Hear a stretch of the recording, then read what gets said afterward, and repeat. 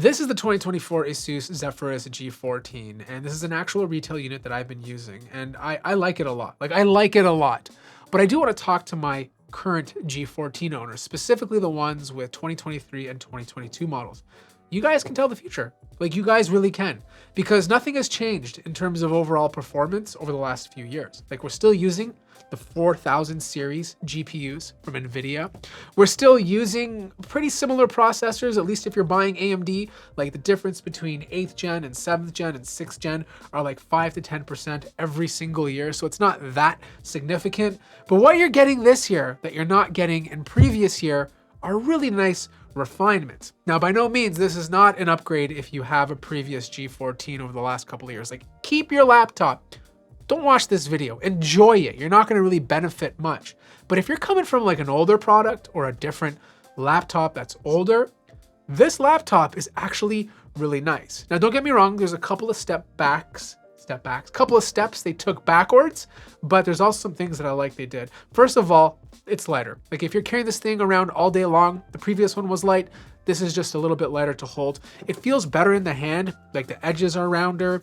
It feels smaller. It's thinner. Even little things like the previous one had this bottom separate piece that went in the middle of the bottom, and you can see it's kind of coming off right now because they only placed 3 screws in the middle and nothing in the corners. This is just one piece of aluminum, which obviously looks better.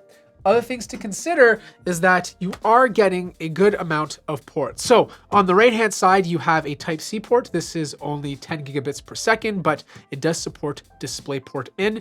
You have a 10 gigabits per second USB-A port, micro SD card slot. I would have loved to see SD card full, but that's being saved for the G16.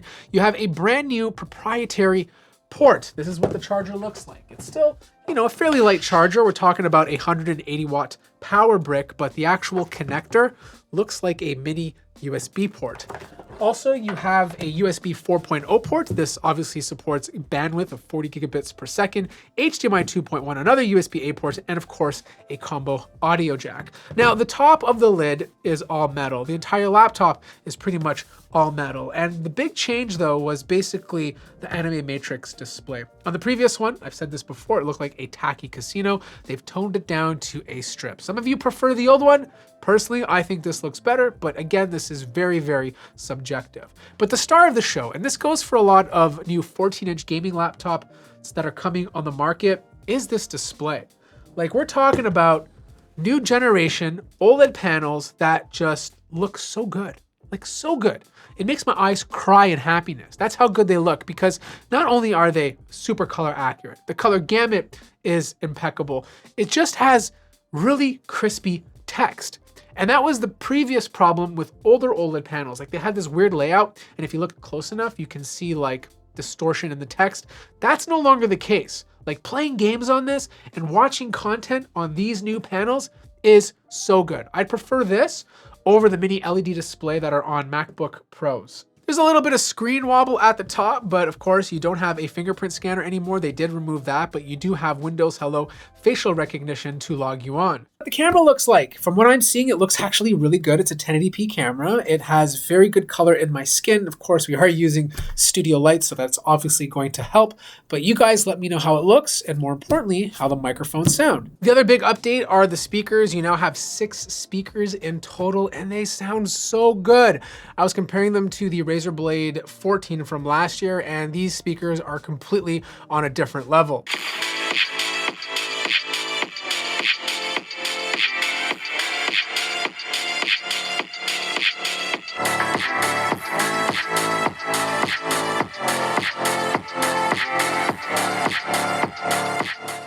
Now, sticker placement is interesting because if you noticed, that AMD sticker is using a new rustic orange color. On the color code chart, I think it's 1296F.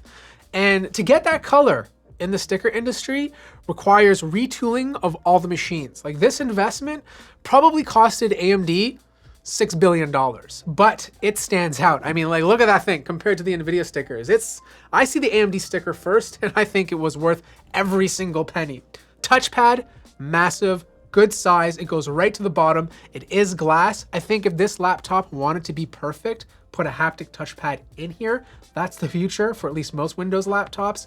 But the keyboard has fantastic RGB, which can be customized to any color you want. Now my review unit comes with a Ryzen 9 8945HS CPU. It has LPDDR5 RAM, super fast RAM.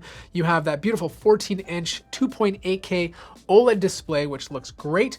1 terabyte of NVMe SSD storage, and an NVIDIA RTX 4070 that runs at 90 watts. Now look, this is probably the least interesting part about this laptop. The performance this year is a little bit of an upgrade, but also a downgrade. Like when it comes to single core performance, not much has changed compared to previous years. It's pretty much the same as last year's 7940HS CPU. Multi-core performance has been improved. Like I am seeing faster results with it.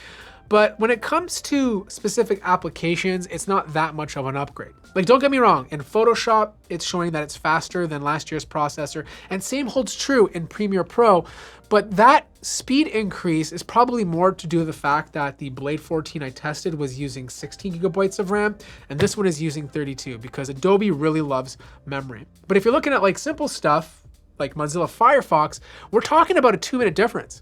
Like it compiled it in 20 minutes instead of 22. So not much of an upgrade there. Now, when it comes to GPU performance, there's a bit of a downgrade. Like the G14 from last year ran at a higher TDP or TGP. Same holds true for the Blade 14. That thing would boost up to 110 watts. This one kind of caps out at 90 watts. Now, in some games, I don't see a difference at all. They're like neck and neck, same FPS, but in other games, it's a bit of a difference. It's not drastic enough to be like, oh my God, this is a complete nerf. But depending on the game you're playing, you might see a tiny bit of an FPS drop using this 90 watt 4070 compared to last year's more beefier 4070. I also noticed that CPU temps are a little bit higher, but not enough to be a cause for concern. It would stay in the high 80s, doesn't matter how hard you're pushing the CPU. But with that, you do get higher multi-core performance. I am so glad ASUS did not try to stick a 4080 or a 4090 in here. It would just cause it to be too hot, which is an issue I had with previous G14. I think 4070 is the sweet spot. Now the internals, and I know some people are disappointed that the RAM is soldered onto the motherboard, but ASUS decided to make that trade-off in order to create a package that's thinner and lighter. Some may like it, others may not. Personally, I think the overall experience of this new form factor is more pleasing to me. But you still can upgrade the SSD if you want something bigger. You can swap out the Wi-Fi card if you want. You have a third fan now, which takes air from the bottom of the chassis or bottom of the laptop and blows it onto the CPU and GPU. Plus you still have your 2 standard fans and copper heat pipes running across the middle. Battery life is really good. Like that's the thing about these AMD CPUs. They give you good battery life, 10 hours of use before needing to charge. So here's the thing. If you have a G14 from the last couple of years, this is not an upgrade for you. Like skip this one. It just doesn't make sense from a performance perspective.